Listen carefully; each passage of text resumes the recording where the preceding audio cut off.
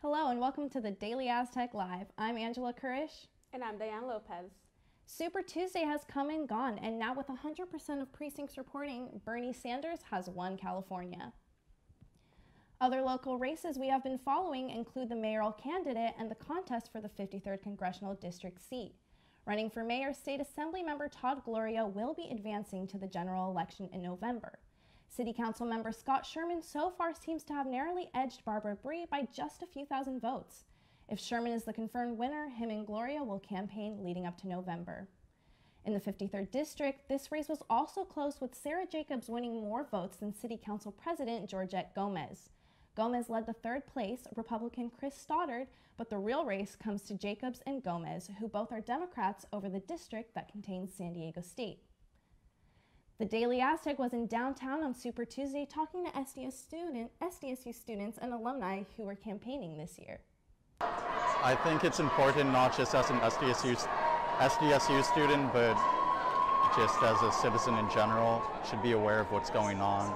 Just if anything, just research a little bit to any of the local council members, or your federal level like presidents. Just make a little research before you make your vote.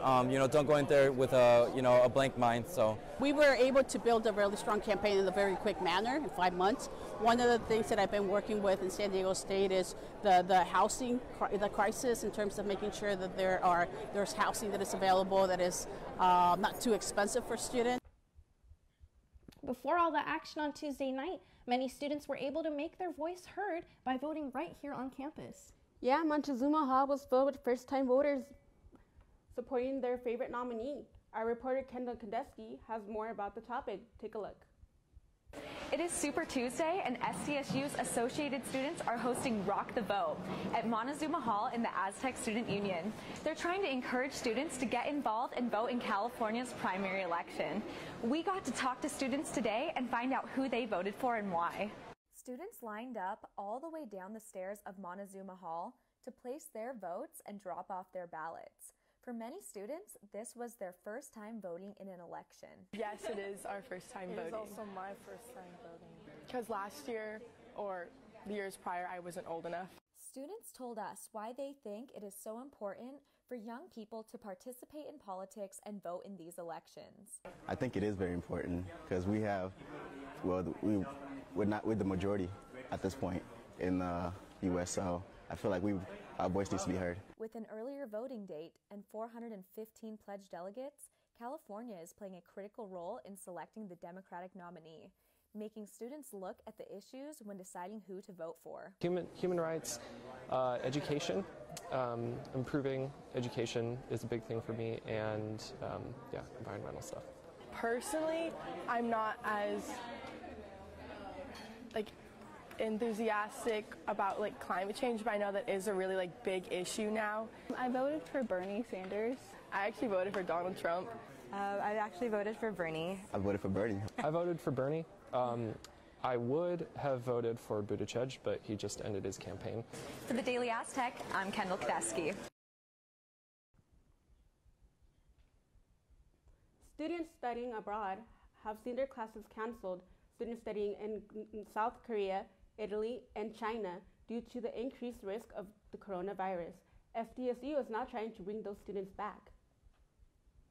Coronavirus, with increasing infections all over the world, is forcing some governments to limit travel options and shut down schools. The virus originated in China, but has spread to many countries, including South Korea, leading to the cancellation of study abroad programs in both of the countries. Warnings about public safety have already been issued to Japan and Iran. The program suspended for an unknown amount of time. Students in their final year who require the international experience in these countries will now have the opportunity to waiver the study abroad requirements to limit any conflicts with graduation plans. We'll keep you up to date more about everything that has to do with study abroad programs and the coronavirus. Several residents at Aztec Corner voiced their concerns with the increase in rent after SDSU took control over the complex last year. The rent has increased by about $300 more per semester since the university signed a master lease for the property last year. Considering the rent increases and allegations of poor conditions in the apartments, residents created a petition that outlined maintenance deficiencies. Although residents reported some improvements, many are still frustrated by the fact that they are paying more than renters in years in the past. In other news, fraternities and sororities are having a hard time finding sophomores to fill in their houses. This is causing members who are currently living in their Greek houses to pay more out of pocket for their share of rent. The Sophomore Success Program requires non-local students to live on campus for a second year, with hopes that on-campus living will improve the grades of students. The program prevents students from living in fraternity and sorority houses because these spaces are not considered on-campus housing. Alumni, students, and faculty made a proposal that would allow 30% of beds to be filled by students in their second year. The students who want to live in these houses will need to be selected through standards set by the university. There is a mumps outbreak in the university. 4 students living off campus were confirmed with the disease, as well as 3 probable cases. All 7 students live in Boulevard 63 and are not attending class or on-campus activities to prevent spreading the mumps. The university advises the community to maintain good hygiene habits to reduce the risk of getting the disease. If you are concerned or have any questions, you can contact Student Health Services. Just 1 case of mumps was confirmed last semester, but this latest outbreak is said to be unrelated to the older case. Did you know SDSU holds an annual dance marathon to raise money for San Diego Rady's Children's Hospital? This year, students raised over $665,000. Our reporter Devin Watley has more on the topic. At San Diego State, Black fraternity Phi Beta Sigma is stepping and strolling their way into the Aztec Dance Marathon for the 5th year in a row. This year, especially, the crowd seemed to have a different level of energy. They seemed to really enjoy what we were doing. We did mix it up a little bit, involving more dances that they knew, and so that they could join in hopping with us. So we did the electric sliding today, and that was kind of different from what we usually do. The Aztec Dance Marathon is an annual event where students dance all night long to raise money for Rady Children's Hospital. We love being a part of it. You know, we love being able to donate. We love being able to make an impact on the community, as well as represent Black Greek culture and community. Sigma's dance routine is interactive and expressive, but they're also complex with many different steps. It's just so intense because you put so much effort and so much energy and hard work into practicing to where this 10, 11, 12-minute performance is, you have to show everybody all that hard work you've put in. This year, Aztec Dance Marathon raised over $365,000.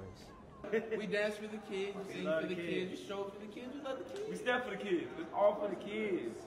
It's all for the kids. On behalf of Lambda Iota Chapter, Phi Beta Sigma Fraternity Incorporated, we love the kids. And for the Daily Aztec, I'm Devin Watley.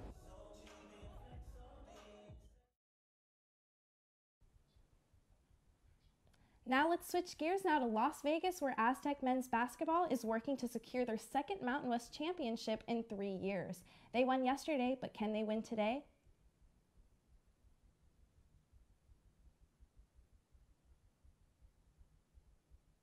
Hey everyone, welcome to another segment of Daily Aztec Sports, where we're bringing you coverage of the Mountain West Conference men's basketball tournament here in Las Vegas.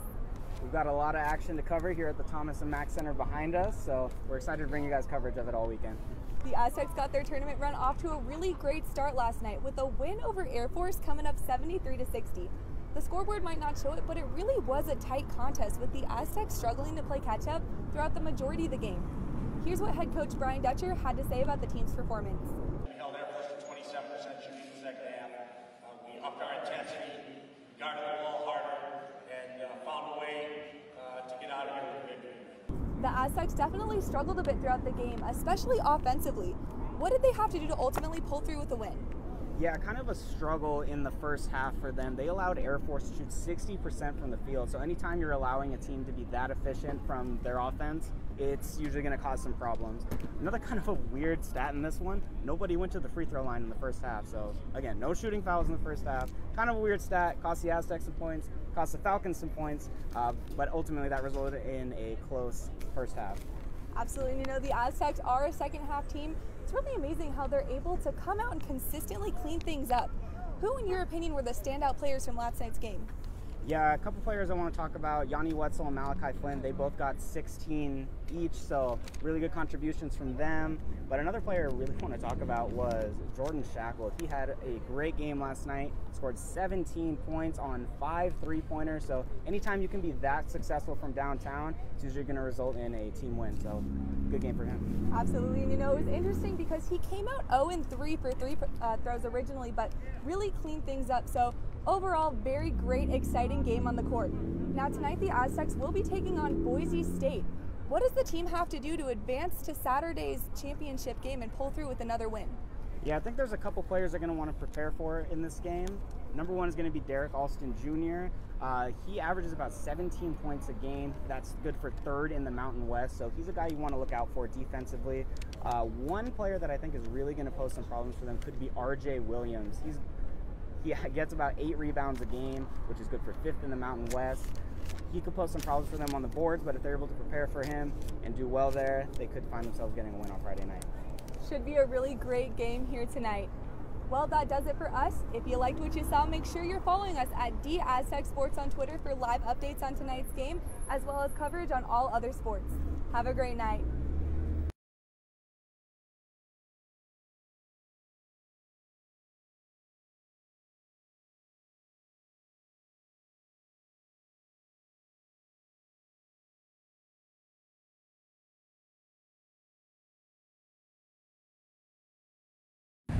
Some people come to Las Vegas to party and gamble, but we're here to ask some questions. That's right. We're here at the Thomas and Mack Center in Las Vegas, Nevada at the Mountain West Conference Tournament.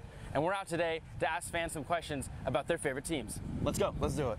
Show grandmas. Daily Aztec, would you like to do an interview really quick for us? You're making us do a quiz? All right, here's an easy one. Whose jersey was retired earlier this year? Kawhi Leonard. Kawhi Leonard. Kawhi Leonard, the legend. What it do, baby? All right, whose jersey was retired this year in the rafters of Viejas Arena? What was his name? Kawhi Leonard. Ding, ding, ding, correct. He has really long fingers. He does. Call him the Claw. Yeah, as do we. Yeah, which Boise player from this year's team is going to have their jersey? And Jeffrey Aloriaga is the best player in Boise State history. Jeff Aloriaga, number 11. He's had many concussions, but we love Jeff. We love Jeff. So last year, Sam Merrill was the Mountain West Player of the Year. Who is Mountain West Player of the Year this year? Me. Go Aggies. Who was named the Mountain West Player of the Year? Oh, Malachi Flynn. Malachi Flynn? Yeah. What do you think about Malachi Flynn? Love him. How far can this team go in the tournament? Well, I think all the way. Do you think that Boise State can win the Mountain West Conference Tournament, and why? And if so, why? Yeah. Do I think Boise State covers the spread tomorrow? Absolutely. That's really what matters here. Great teams cover, good teams win. That's all I got. Do you think that the Aztecs can win the Mountain West Conference Tournament, and why? Of course they can, because they never give up. Yes, I believe they can because they're by far one of the best teams that we've had because they play like teammates. They're totally focused on what they do. Yes.